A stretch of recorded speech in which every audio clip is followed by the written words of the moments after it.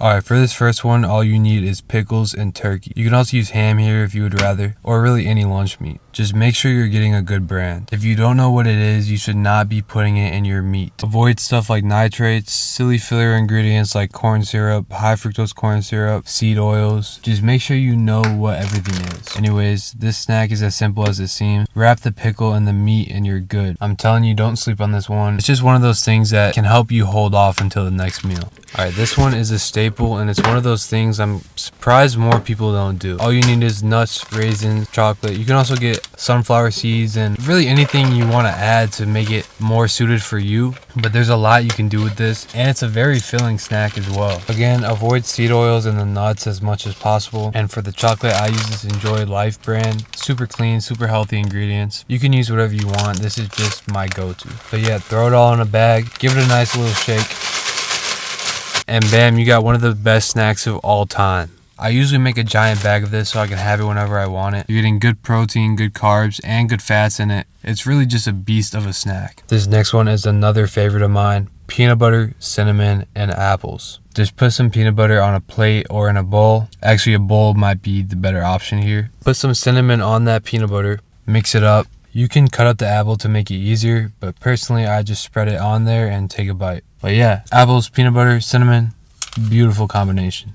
Alright, this one might be a little weird to some people, but you just gotta hear me out. Frozen blueberries. Yes, you can get normal ones, but there's something about the frozen ones that are just so much better. Not only that, it's much easier to store. You don't have to wash them, you don't have to eat them quickly. I literally get a spoon and just take spoonfuls of blueberries out the bag and eat it. If you have a sweet tooth like me, this one is perfect for desserts. It really does get rid of that craving and you never have to feel guilty about eating them. You can also do other frozen fruit. I personally love frozen bananas, frozen cherries, frozen grapes. If you've never had frozen fruit, you are missing out, I'm telling you. Frozen blueberries, 10 out of 10, gotta try them. Next up, we are going to use those frozen blueberries with some yogurt and granola. This for me is a minimum of one a day. It's just such a banger. It's almost like a cheat code. It's delicious. It's full of protein. It tastes like you're eating ice cream, especially with that frozen fruit. This is the granola I use. This stuff is fire. Look at those ingredients. Nothing that you don't know. Granola is one of those things that is hard to find a good brand of. Thank goodness I found this one because this stuff is amazing. Simply pour the granola and blueberries onto that yogurt, mix it up, and just look at this bite.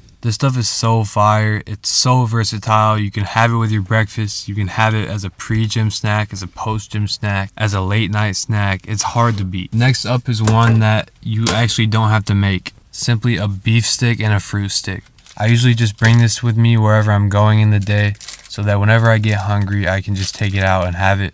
It's pretty filling. You got protein, you got carbs. All you do with this one is put the meat in your mouth, followed by the fruit, and then you're good. But yeah, very good, very nutritious, very portable snack that you can have whenever you need it. This next one is the most filling snack on this list. First off, get some canned fish. I got tuna for this one. Usually I get sardines, but they didn't have any at the store. But really anything works. Sardines, mackerels, tuna, that type of stuff. Next up is guac. If you really want to do it right, you can make your own. For me personally, I don't have anywhere to make it, so this is what I do. Again, make sure you're getting good quality guac. If you want to use the stuff I use, this brand is very clean. The packets are also nice because they don't go bad as fast. The last thing is crackers. These Simple Mills ones are so fire, so clean. Look at those ingredients. I'm sure there's other good brands out there, but if you can find Simple Mills, I highly recommend trying them. So first, I do like to mash up the tuna a little bit. Sardines or mackerels, I would usually just take one at a time, but with tuna I like to mash it up, make it a little bit easier.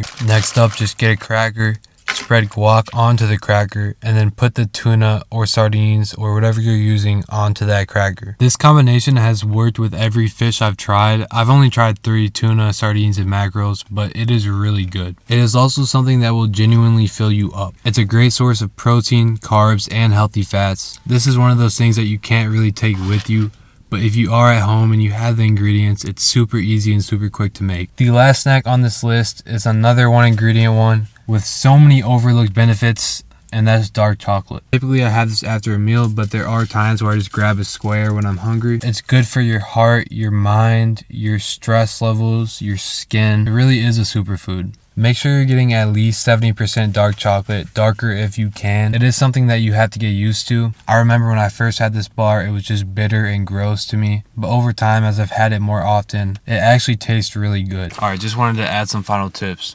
If you are someone who still struggles with snacking, first of all, I feel you. I've been there. You know, even when I started cooking healthy meals and eating right, I would still always be reaching for the pantry, always be reaching for something easy to eat. So I have some more tips. Probably the most important thing is just getting it out of sight, getting the stuff you indulge on out of the house and replacing it with healthy snacks that are actually going to benefit you. If all you do is remove the snacks from the house and you don't replace it with anything, it's just going to cause burnout eventually. That's why I highly recommend getting rid of the stuff that's not good for you and replacing it with healthy alternatives like the ones I showed you in this video. Actually make some of them, get some of the ingredients, meal prep them so that they're ready, so that when you get hungry, you can just grab something quick and not be tempted to grab something else. Another huge thing that has helped me a lot is eating huge meals. Now, obviously this depends on the person. It depends on your goals, on what you're trying to achieve. But in my experience, when I have smaller meals, that's what leads me to snacking on